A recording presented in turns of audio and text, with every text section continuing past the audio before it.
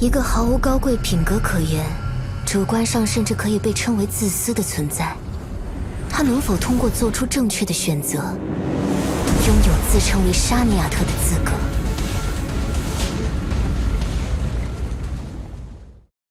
所以那到底是什么？恐怕要等一下才能向你详细解释了。在此之前，薛定谔博士，请以最快的速度帮我确认石之律者的位置。无论他正在尝试些什么，都要立刻阻止他。石之律者？我曾对他提出过一个请求，虽然在那时看来很有必要，但现在，我绝不能为了一项已知的情报，让他白白死在我们的敌人手中。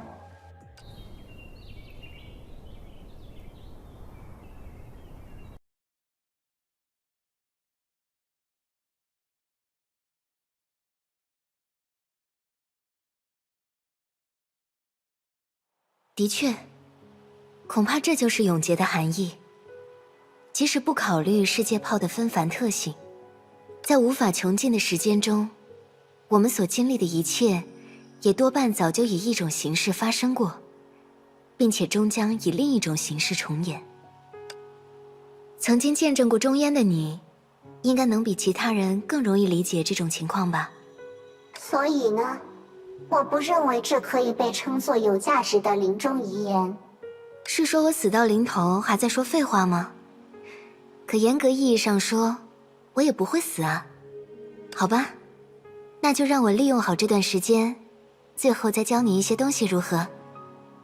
来，试着模仿我的语气，在送别的时候，要像这样。无论如何，我还是很喜欢你的。即使势不可为，我也会永远记住那些和你相处的时光。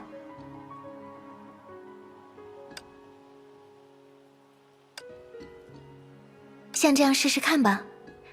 越是这种时候，越要试着表明心迹，不让自己留下任何遗憾才对。如果是另一个人站在这里，他一定会认为你病得不轻。更何况，能够亲眼观测一个理性的消亡，那可是难得的机会，于我而言求之不得。真的吗？可别太言不由衷哦。不过这样说来，你的确更加接近人类了吧？那时我有很多话还没来得及说出。这种遗憾偶尔体会一下，对于成长来说也是好事。哦，说起来，准备工作比想象中用了更多时间呢。我是不是又提出让人为难的要求了？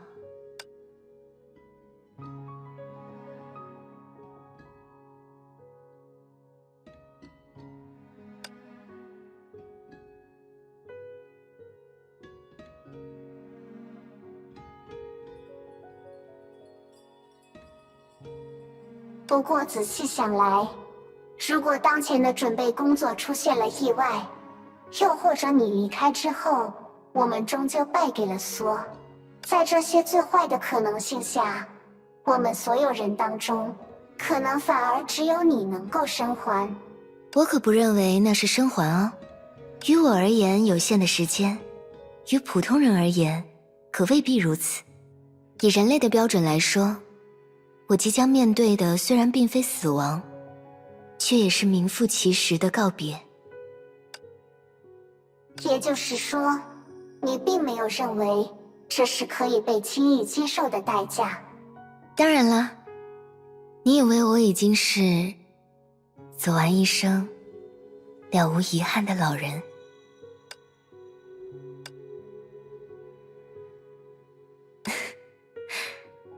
所以我们为什么聊到了这个？我在想，虽然你号称是救济的圣痕结晶，但恰恰相反，你事实上是一个相当自我的存在。以人类的标准而言，甚至可以被称得上自私。好吧，这倒也没错，我承认。所以呢？世界炮的存续，其中居民的存亡，对一个自私的人来说，不过是在目睹一群毫无关系之人的末路，甚至达不到珍惜物种灭绝能对他造成的触动。所以，我很好奇，你眼下的行动究竟蕴含着怎样的动机？所以我才说，恐怕这就是永劫的含义吧。在无法穷尽的时间中，我们所经历的一切不仅可能，甚至可以说必然已经发生过，并且终将重演。或许在另一个宇宙里，我们也将会有眼前这样的一番交谈，并且每一个细节都完全相符。你应该明白，这不过是哲学家的一厢情愿。但毕竟不是毫无可能，对吧？如果一定要为我的自私找一个借口，一旦想到我的某些遗憾和恐惧将会在无尽的时间里反复上演，我就感到难以忍受。在过去，我往往只是命运的配角，虽然也能随性而为，却终究什么也改变不了。所以，我渐渐开始打算换一种生活方式，也就是当自己的主角，尽力不去做可能让自己后悔的事情。至于结果，虽然有好有坏，但以永劫的尺度而言，至少眼下的我能够问心无愧。我不理解，你为什么要绕这么大一个圈子？你只是想在主观上不觉得自己是个坏人，其中的缘由可能仍然基于你身为理型的生理特质。算了，就按照你的意愿，不在这种时候对你进行其他负面评价了。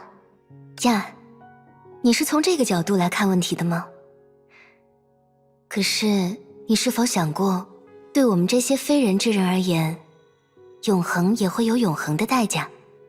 某种意义上说，能够生死神灭，反倒是人类唯一会让我感到羡慕的特质。倒不是那种所谓永生之苦的陈词滥调啦，只不过能够彻底死去，或许反而是世界对人类的一种仁慈。在短短的一生中，他们所有的遗憾、恐惧、痛苦，都随着死亡烟消云散，不留下任何痕迹。而如果事实并非如此，在任何一个世界都将有极大的概率出现人间的天堂与地狱。少数人的欢乐将与大多数人的痛苦形成极致的对比。但这终究只是题外话，密斯特林。算了。你难道是想问，已经准备好了吗？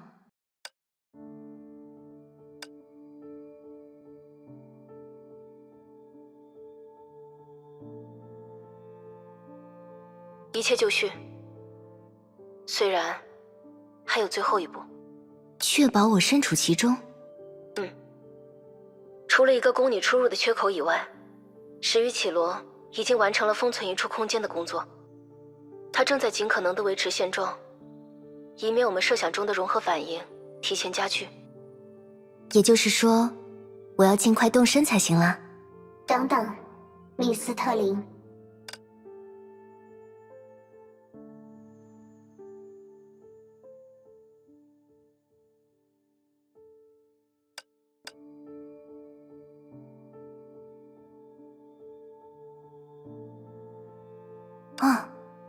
对了，17号，最后再帮我一个忙吧。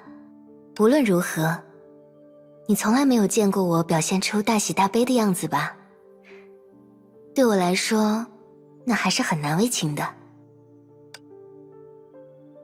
我是说，尽量别再说些太伤感的话，好吗？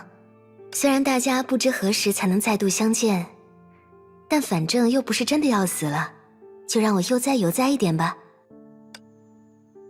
我答应你，出发吧。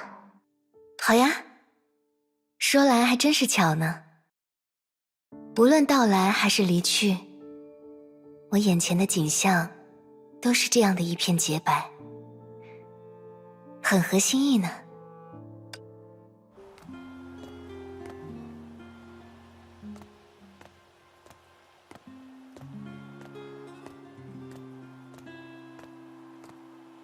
啊，那是……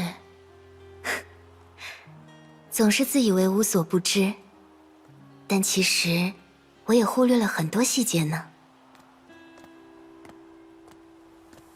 说起来，17号，你的机体应该集成了相机的功能，能帮我拍张照片吗？这里真有氛围感呀。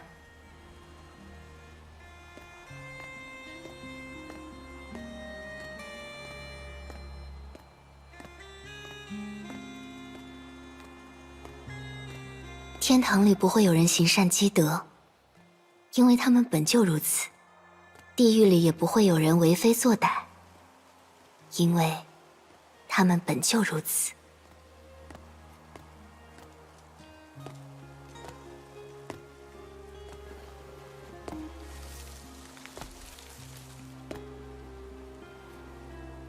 是啊，只有人间是这样一个……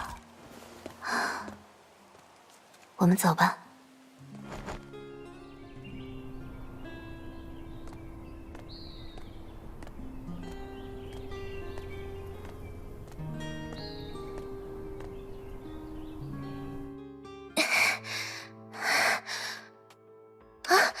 你们……抱歉，路上耽误了一些时间，情况怎么样？很顺利啊，虽然在人为分割之后，空间融合的势头的确更猛，不过也还算维持得住，倒也不用急着现在就进去。谢谢，别担心，我也没有其他必须要做的事情了。不过，之前还真没想过，这种景象，与其说是两个世界的融合，倒更像是天崩地坏呢。即使从理论上来说，任何形式的融合，也都不会表现得太过温和。是啊，世间万物彼此都互为意志嘛。我早就……哎呀，又在说闲话了。我们还是节约一点时间吧。接下来，只要我走到里面去，大家再将那片区域彻底分离出这个世界泡就可以了吧？就已知部分来说，的确如此。已知部分？融合的具体机理，毕竟只存在于我们的推测当中，而一旦那片区域被彻底隔绝，无论发生怎样的异变，我们都无法再对你施以援手。这我倒是早有准备。不如说，反倒是大家要更坚决一些。无论看到了什么意料之外的情况，都不要为了我而重新打开这片空间。虽然这样说或许有些自作多情。哼，在融合加剧之后，即使我们有这个意愿，也不可能做到吧？那就再好不过了。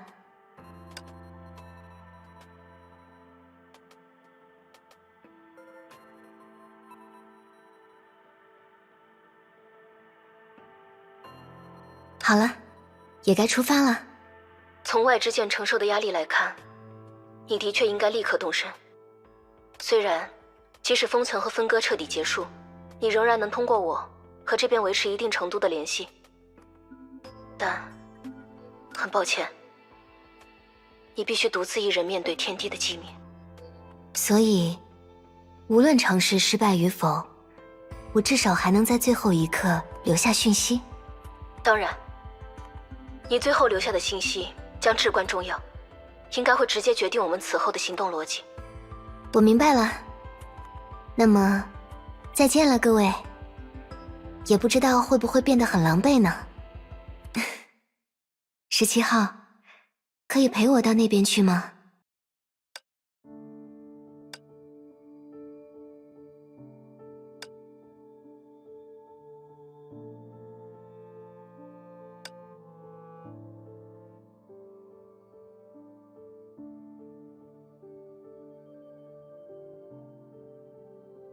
我拒绝你的请求，密斯特林，而且我也不会向你道别。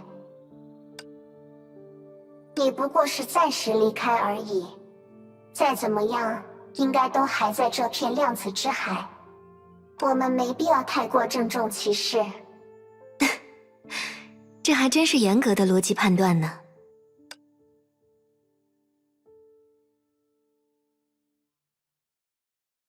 在我没发现的地方，你还是变了很多啊，17号。对了，要不要再做个其他的约定？下次见面的时候，能让我送你一个名字吗？普罗米修斯更像是一个姓氏，而现在看来，17号也早就不适合你了。我不太相信你的审美，不过，到时候你可以发表意见。你还是相信我吧，毕竟我应该有很多时间可以进行思考呢。那就这样了。米斯特林，我知道你在害怕什么。如果你需要一个答案，我现在就可以给你。不，别说出来，那样太幼稚了。就让我自己去试试看吧。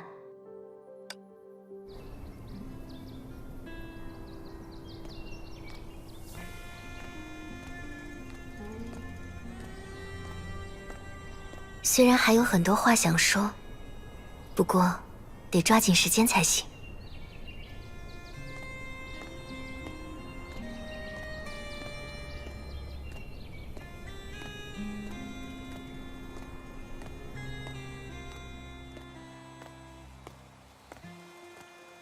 虽然有些不合时宜，不过还真希望你之后会想念我。我还从来没有过类似的经历呢。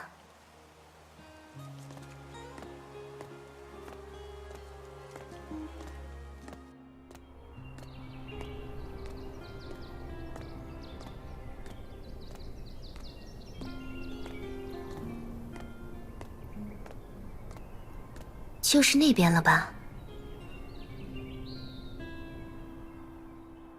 薛定谔博士，你还能听到我的声音吗？我已经到这里了。没问题。始于绮罗正在同步封闭这片区域的空间缺口，这个过程不会花太多时间，做好准备吧。准备吗？的确很短暂啊。接下来就是我自己的任务了。不过，虽然这么说，现在倒也没什么事情可做呢。那是……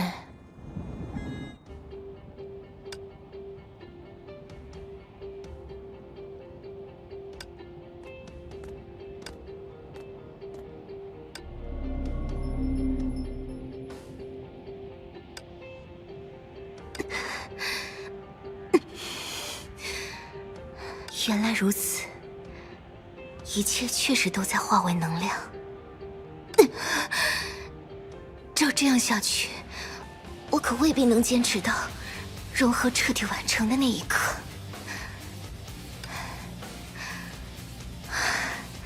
实话说，我对自己现在的形象还是挺满意的。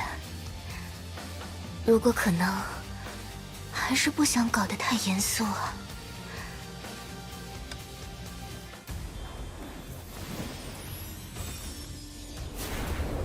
不过，偶尔认真一次，倒也不坏。比起和某个意志为敌，还是让我和湮灭本身来较量一下吧。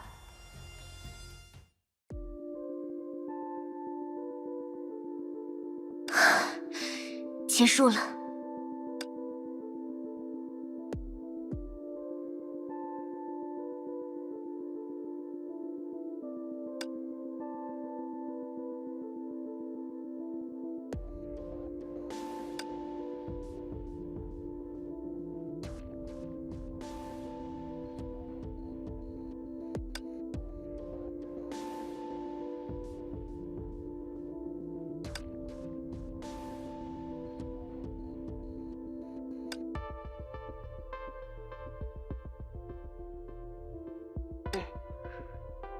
速度比预想中还要更快一些。也就是说，这也算得上是一种预演。我们所在的地方，之后也会……以世界炮的标准而言，这已经算是足够缓慢的毁灭了。和米斯特林的通讯还能正常进行吗？你需要和他直接进行交流吗？不，只是确保他能顺利留下讯息而已。普罗米修斯，虽然我对你和米斯特林都不够了解，不过如果他的确要离开很长一段时间，你还是对他多说些什么吧。有什么必要吗？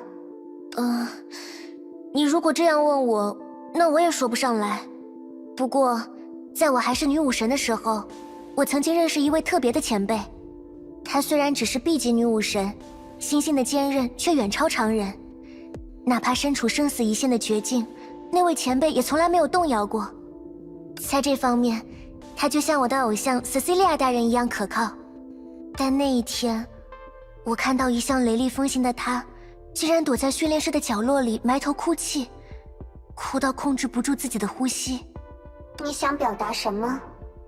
我所认识的一个男人，他在心性坚韧这方面无人能及，但他也同样有过泪洒战场的时候。话是这样说了，毕竟人总有几件自己承受不了的事。但我真正感到奇怪的是，当我问起他发生了什么的时候，他告诉我自己回想起了一位在任务中牺牲的队友，只是他并非在为对方的离去哭泣，而是为了另外一件小事。因为那位队友虽然在任务中受了致命伤，却并未在一瞬间死去，而在他的弥留之际，为了让其他幸存者有机会离开，那位前辈始终在尝试驱离附近区域的崩坏兽。明智的选择。他当时也这样认为，但在数年之后，他一个人在训练室中偶然想起这件事时，却突然感到非常后悔。整整几个小时，我就那样看着他死去。我多应该暂时放下一切，冲到他的身边，把他紧紧抱在怀里。那样，他弥留之际的一点点意识就能知道，是我正带他去往他将要去的地方。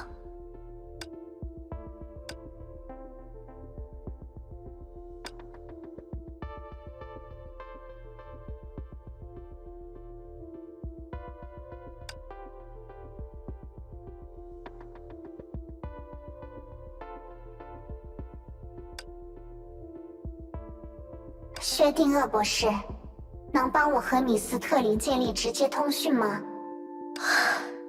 果然，我需要再多叮嘱他一些注意事项。啊！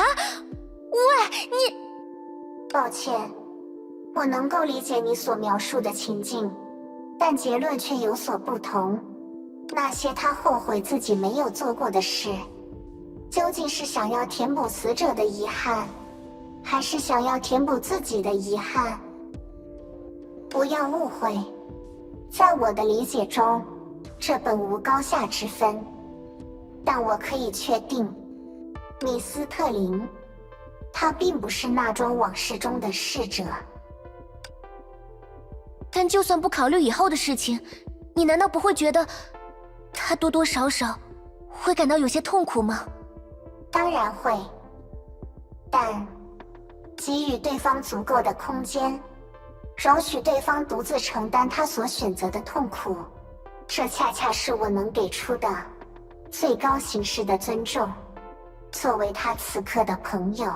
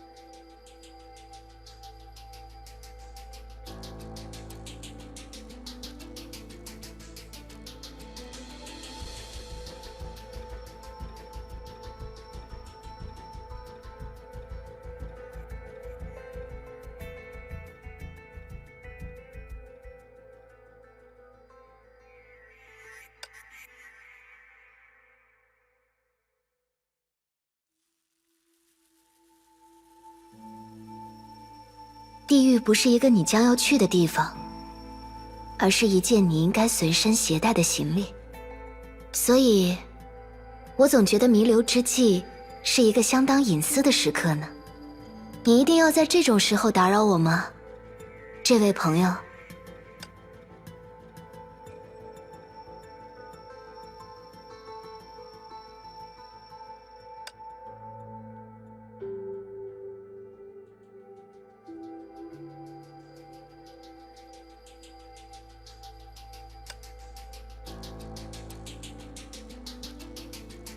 不准备加以回应吗？也对，就现状而言，仅仅彰示自己的存在，就已经可以当作一种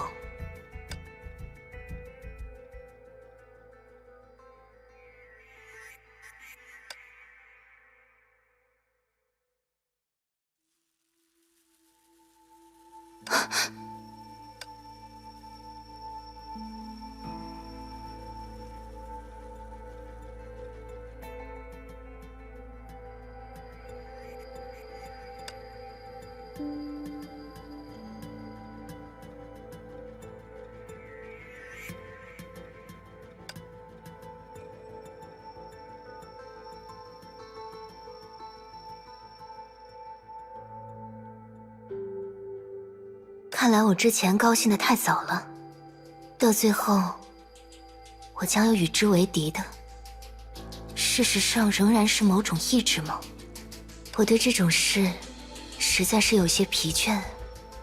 不过，以你展现出的能力来说，我恐怕不适合表现出这种上位者特有的温柔，对吧？而且，既然你选择在这时现身，看来我的猜测倒是没错了。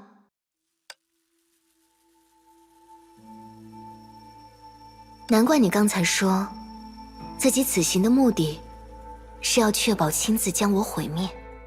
因融合而产生的能量，的确有一个属于它的归处。而在你的判断中，我也的确拥有溯流从源的能力。很好，对我来说，这就已经足够了。甚至，如果以自己的私心进行考虑，我反倒很庆幸你能出现在这里，让我所做的事变得更加困难。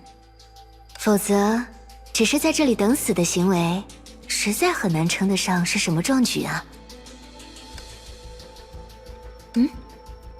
感到很难理解吗？虽然我是很不愿意承认了，但或许是天性使然。17号对我的评价其实完全正确。无论我怎样尝试说服自己，我都无法发自内心地关心他人的命运。即使知晓这里将会在不久之后彻底消亡，我也无法放下过去那种游戏般的态度。太过轻佻也好，缺乏同理心也罢，这或许算是我作为旅行的某种缺陷。所以，你知道在出发之前，我为什么要拒绝17号的回答了吧？他给出的那个答案，我心中早有定数。直到此时此刻，才重新感到了动摇。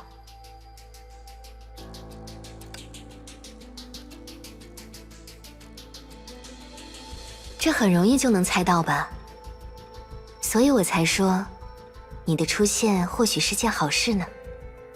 或许有些自夸的嫌疑啦，但在大多情况下，我都太过强大了一点，很难让自己处于某种没有选择的局面，也就无法通过这种方式检视自己的内心。谢谢你及时出现，能让我体会到作为弱者的感受，而且在这片区域彻底融合之前，如果你无法将我杀死，那么我仍然会是赢家。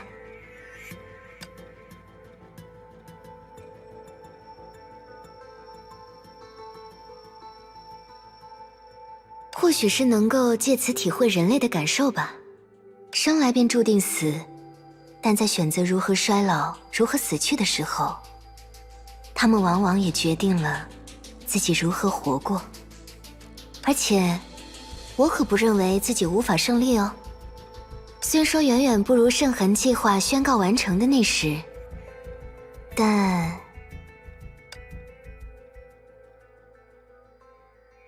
这位朋友，所谓的理型，即使是其中最为弱小的存在，也同样天然拥有抵达无限的潜能。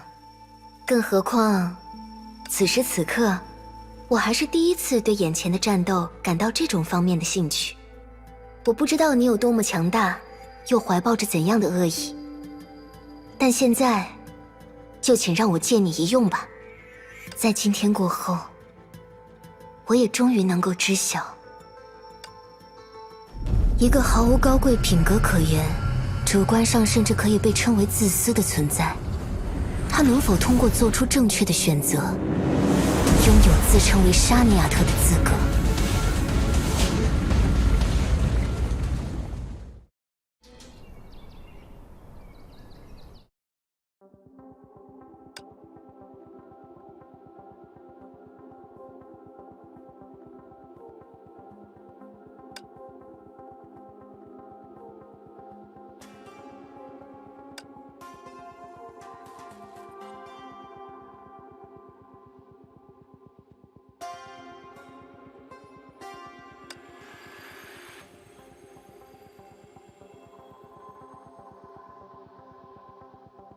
你的心率似乎不太正常。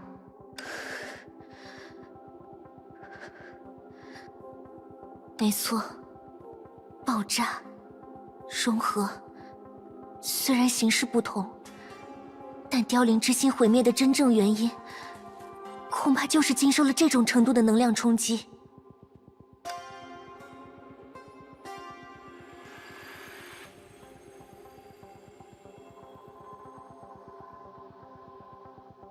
米斯特利，怎么样了？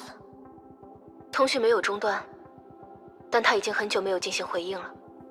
准确来说，那片区域彻底陷入了死寂。或许就是所谓的大音牺牲吧。对他来说，我们发送的信号也会一样吗？很难确定，但从目前观测到的情况来看，即使我们能将讯息有效传递过去，他恐怕也很难分心进行理解了。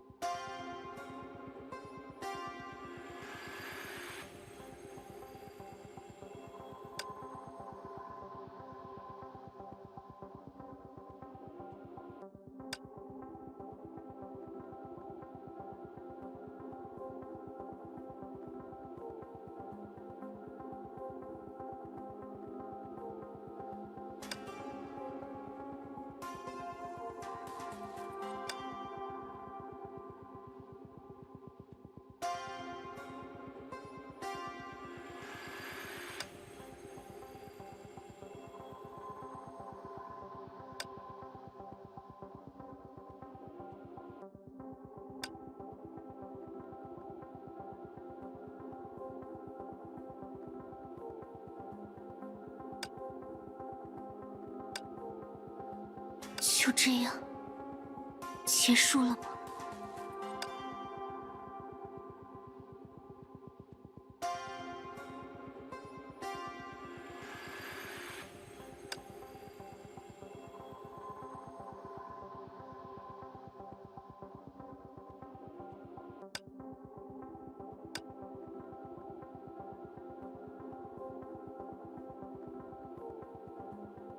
看来还是太勉强了吗？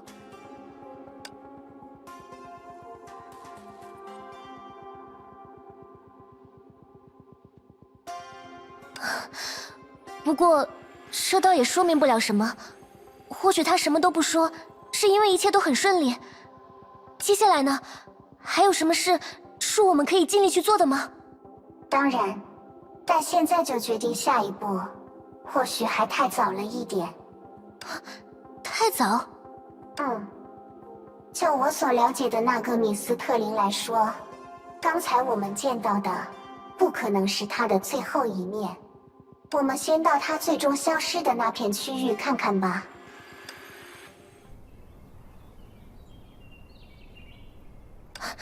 这是米斯特林，他难道没事？你太过乐观了，这只是他留下的梦境。梦境啊，所以他还是为我们留下了些什么？有些时候他会刻意把简单的事情往复杂去做。单纯从表演欲来看，他恐怕也有成为偶像的潜质。虽然这一次，或许的确是出于无奈。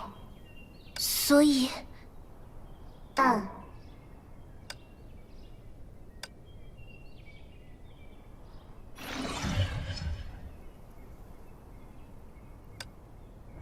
，17号，你的猜测没错。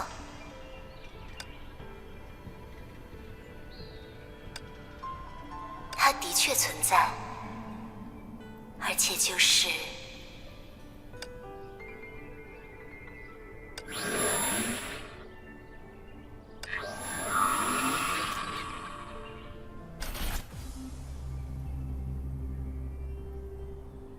怎么回事？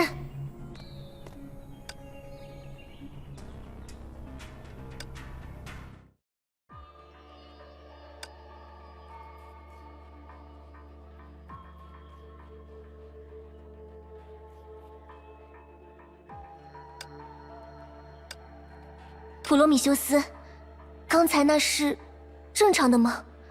过去他留下的梦境也会出现这种情况吗？准确来说，我也不能确定。直到今天，我也很难揣度他的行事逻辑。但虽然不知道原因，既然他在最后一刻还是得出了我的猜测没错这种判断，所以那到底是什么？恐怕要等一下才能向你详细解释了。在此之前，薛定谔博士，请以最快的速度帮我确认石之律者的位置。无论他正在尝试些什么，都要立刻阻止他。石之律者？我曾对他提出过一个请求，虽然在那时看来很有必要，但现在，我绝不能为了一项已知的情报，让他白白死在我们的敌人手中。